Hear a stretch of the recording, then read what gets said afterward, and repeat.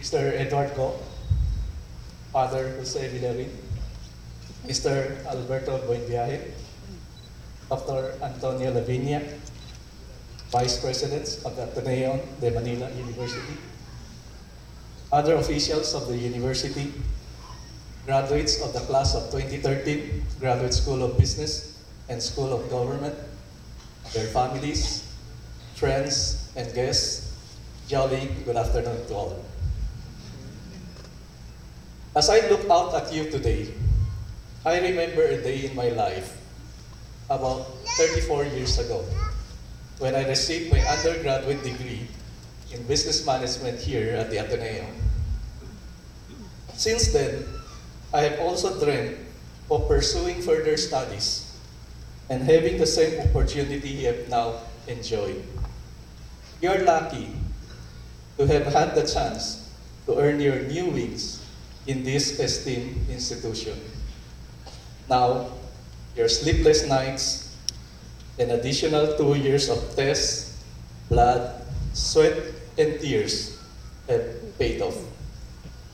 I will never receive a master's degree of my own, but I will live through your triumphs as you celebrate your graduation today.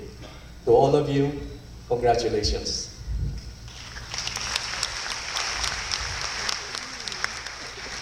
Truthfully, I was pretty happy to have attended my undergraduate commencement ceremony because I almost didn't make it. That's where my story begins today. In my second year at the Ateneo, I ran into a course called Teo 121. Growing up in a family with a Buddhist background and having attended a grade school and high school that didn't have any religious affiliations in Davao City, I had never really been exposed to the Catholic religion. I knew Ateneo had a reputation for academic excellence, and I prepared myself to face the challenges of subjects like calculus and chemistry. But I ran into a stone wall with theology. I struggled through the semester.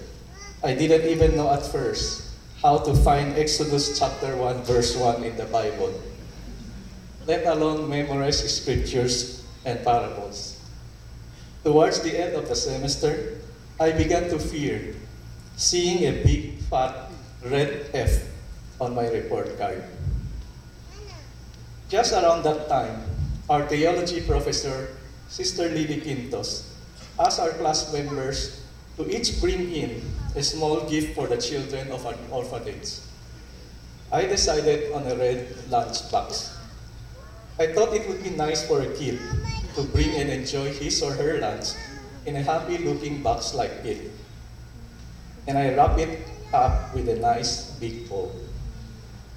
The next day, I drop it into the big cardboard box in the front of the classroom and went about my day without even giving it a second thought. On the last day of the semester, Sister Quintos called me into her office after class. I had a sinking feeling that she was going to tell me that I failed the course. Instead, she sat me down and revealed that she had been impressed with the thoughtfulness I had displayed in my gift giving for the orphanage. My face must have shown a mix of relief and confusion because she chuckled and said, "You see, there are those students who earn high marks and supposedly know all the teachings of God, but they know it only up here. Some of them did not even bother responding to my call to donate to these underprivileged orphans. And yet here you are, almost failing, but you came along and gave something. You shared and gave of yourself." She added, "Theology is not really about how well you can recall Bible passages. It's about how well you practice God's teachings. It's about learning to be a man for others. It's more important to practice goodness and strive to live for others. And I believe that you have the heart to do that. as you are already have been. That's when I started to appreciate what theology really is, what being Catholic is, and also what being Atenean means. I was quite surprised to find out that she thought I was already being a man for others. But I was more surprised to hear her next words. She said, "Oh, by the way, I'm giving you a D for this course. You passed." I think I literally jumped for joy. It was that one time that a D looked even better than the A on my semester card. It was a D that prevented me from being kicked out of the Ateneo, a D that allowed me to graduate 2 years later and change my life for the better. It was a wonderful, beautiful D. Jollibee, which started with 2 franchise Magnolia ice cream parlors, had been in business for the same amount of time that I had been at the Ateneo. My life at Jollibee began simultaneously with my initiation into the Atenean way of life. And perhaps they reflected each other in ways I never noticed back then. I was working part-time at our Cubao Coronet branch, which was quite close to Ateneo. As soon as I finished my daily classes at Ateneo, I would rush to my other life, and together with my siblings and their spouses, we would bus tables, wash dishes, and act as cashiers. Our challenge at Jollibee at that time was simply to survive. We were a small family company, and we only had few stores, and there was a lot of competition. My older brother, Tony, who is the chairman, CEO, and founder of Jollibee, told me we had to do something extra to attract customers and keep them coming back. He said, "Let's give them huge servings and provide them better service." So we would open the door for each customer as he or she entered, pour them ice water as soon as they sat down, and serve them extra large portions of food. We also kept the restrooms very clean. Whenever a customer walked out and left food on his plate, we would run after him and ask why. We were all eager to learn and to serve our customers well.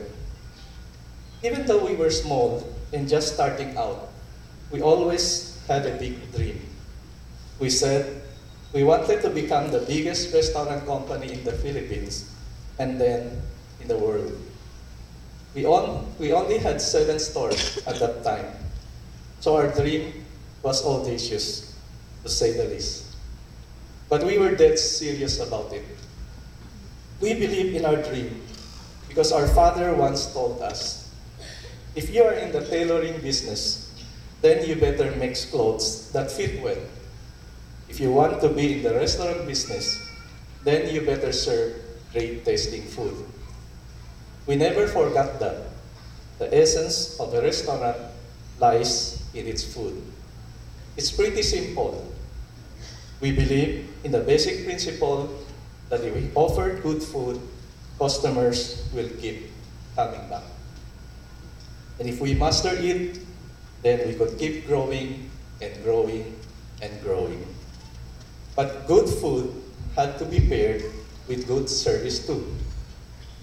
Everyone at Jollibee was very motivated and moved quickly about their tasks. One of my friends took notice and asked, "Your employees are different. What did you do?" I realized that our family members, without realizing it, were acting as role models, and our employees observed and picked up our values, offering the same high standard of service we held ourselves against. One day, a friend came and offered some advice. "Pare, your portions are too big. You must be losing money. Maybe you should raise your prices." We were pretty naive at the time, so we didn't heed his advice. We wanted to give our customers extra